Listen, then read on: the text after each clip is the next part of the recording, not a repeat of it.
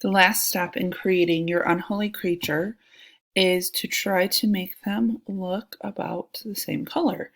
So right now it just looks like a toucan head is cut off and plopped on top of a giraffe. And we're going to try to blend these colors a little bit. So the first thing we're going to do is we're going to click and hold on the paintbrush tool. And there we go. Move out. Use this third one down, this color replacement tool. So this is going to take the color that's there and replace it with what we tell it.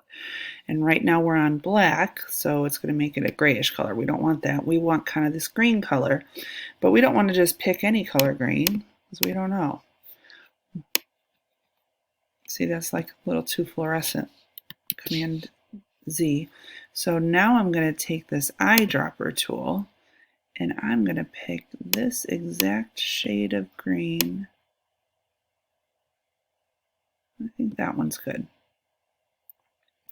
And then go back to the color replacement and very carefully color in my giraffe. I say very carefully because if you color outside, it's literally going to recolor everything.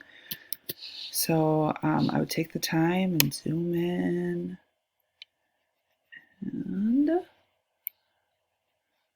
get his whole body. So you can adjust the size of your brush here.